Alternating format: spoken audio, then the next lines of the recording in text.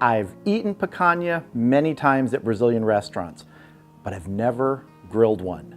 Today that's changing because I have a Wagyu picanha that I'm going to be grilling up out on the Weber Kettle.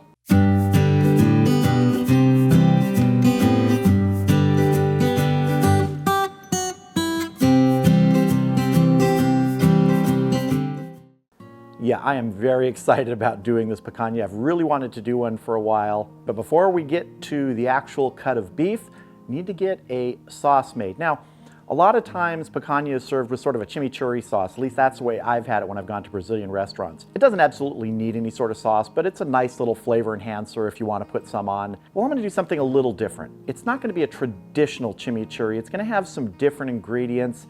So I'm just going to call it a Rymichurri sauce. Why not? So this Rymichurri sauce starts with a 1/4 cup of finely chopped cilantro. Next, we're going to add 1/2 cup of finely chopped red bell pepper. I've got 1/2 cup of some finely chopped red onion. I've got 3 tablespoons of minced garlic, a 1/4 teaspoon of cumin, 1/2 teaspoon of kosher salt, 1 teaspoon of chili powder. This is a red chili powder. You could use a different one if you wanted, but I want to get some of that red color in here. And 2 teaspoons of smoked paprika.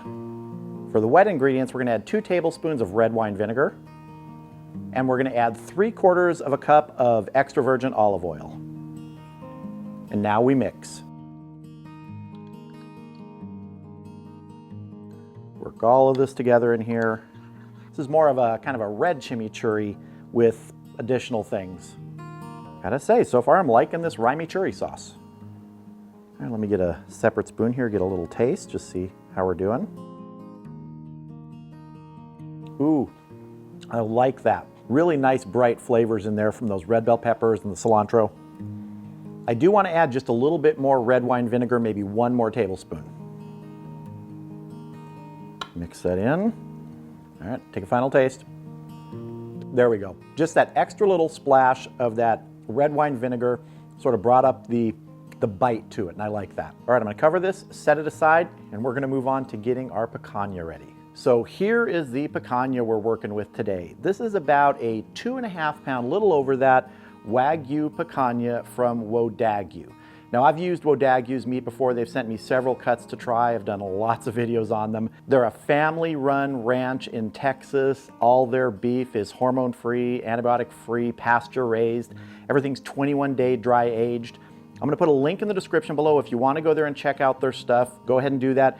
If you end up purchasing anything and you want to save some money, use the coupon code CWR at checkout. That'll save you 20% off your order. So I want to say thanks to Wagyu for sending me this picanha. I'm really looking forward to grilling this up. So now to prepare this, first thing I want to do is I just want to score the fat a little bit on the other side. I'm just going to put some shallow scores in this. And for our seasoning today, we're going with sea salt. That's it. This is some flake sea salt that I'm going to be seasoning both sides of this picanha with. It's a very coarse, flaky salt. I want to make sure I work it in here in any of those slices that I made. Because one of the things I remember from eating picanha is just that great flavor of the fat. All right, let's get back over to our meat side. We're going to give the same treatment here. Nice coating of salt. Really want to work this in here. Get these sides a bit. Really beautiful marbling on this. All right, that's looking good. I'm going to put this in the refrigerator for about 20 or 30 minutes while we go outside and get the Weber kettle fired up.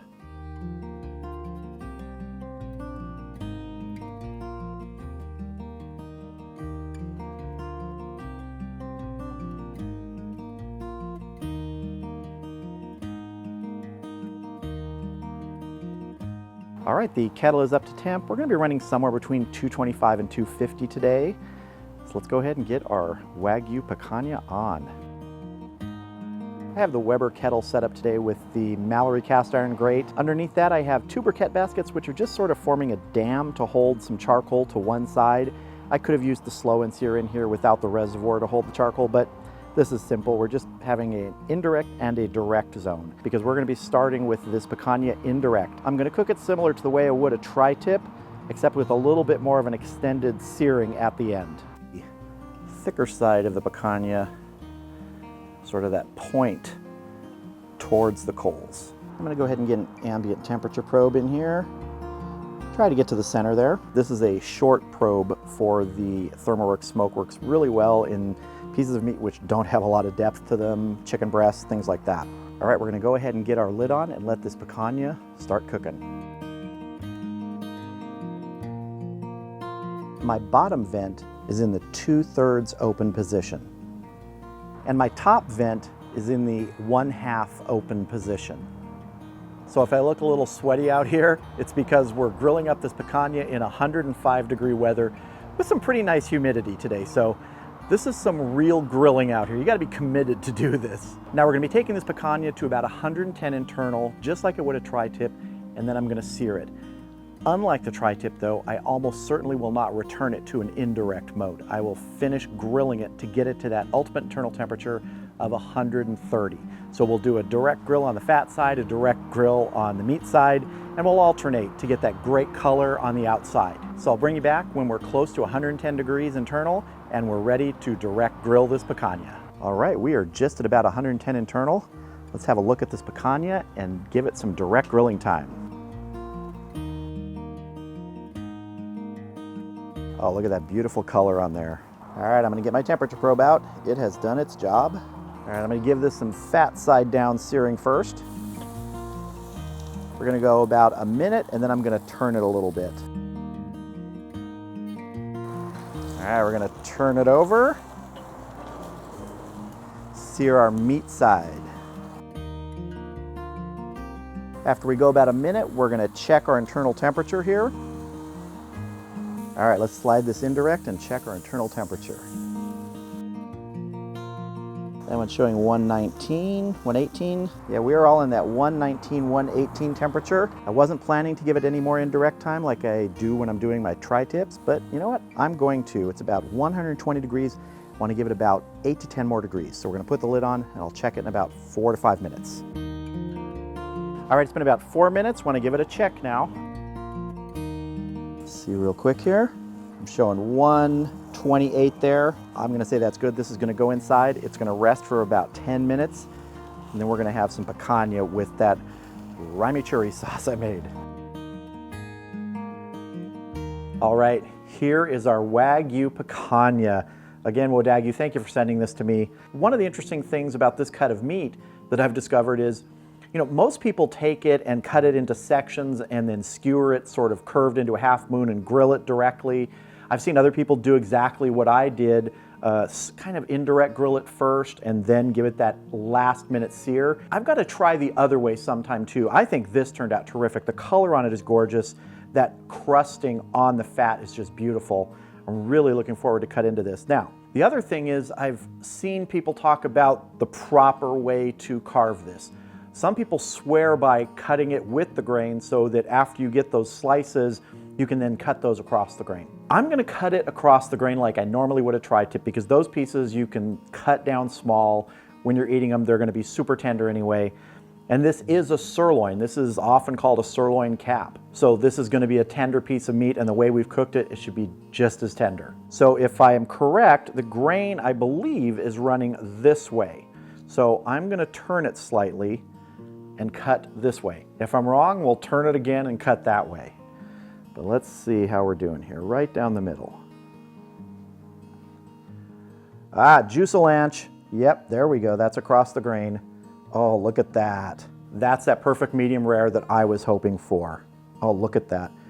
It's amazing how much the meat puffs up. It's almost like a short rib. Oh, that is just looking amazing. I'm gonna go ahead and cut a slice here. Just beautiful, that nice crispy fat cap on there.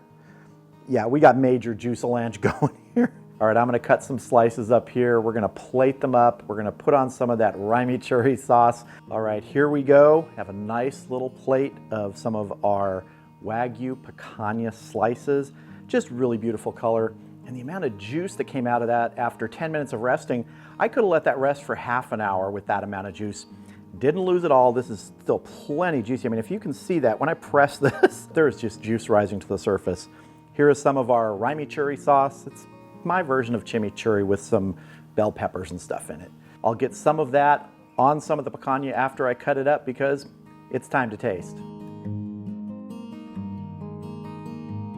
All right, it is Wagyu picanha time for tasting. I'm gonna go for one of the pieces without any of the Rymichurri sauce on it. Really turned out exactly how I like it, that medium rare, super tender. I mean, when you cut these pieces, they almost just separate with the fork. You almost wouldn't need a knife. This is one of the most tender cuts of meat that I've ever grilled. But let's taste. That just has salt on it, and that has just about as much flavor, if not more, than any cut of beef I've smoked or grilled. There is such amazing inherent flavor in this Wagyu picanha. Wow. The tenderness is off the chart on this cut. I honestly don't know if I've ever cooked a cut of beef that is this tender right at the end at this stage. I mean, you can see it's floppy. It is just ready to dissolve as soon as you bite into it. And that fat layer, that nice thin fat cap on the picanha, which in other cuts, you might look at and go, I've got to cut that down, I've got to trim it off. That's what it's there for, to be eaten after it's crisped up. I've seen enough people cook this and eat it online in other YouTube videos to just be salivating when I saw that final cooked fat cap. When I've had this in Brazilian restaurants before, you don't really think about that fat. You're thinking more about the meat, but when you cook it yourself and you see that, you go, I want to taste that. And here's a nice big piece with some of the Rymichurri sauce.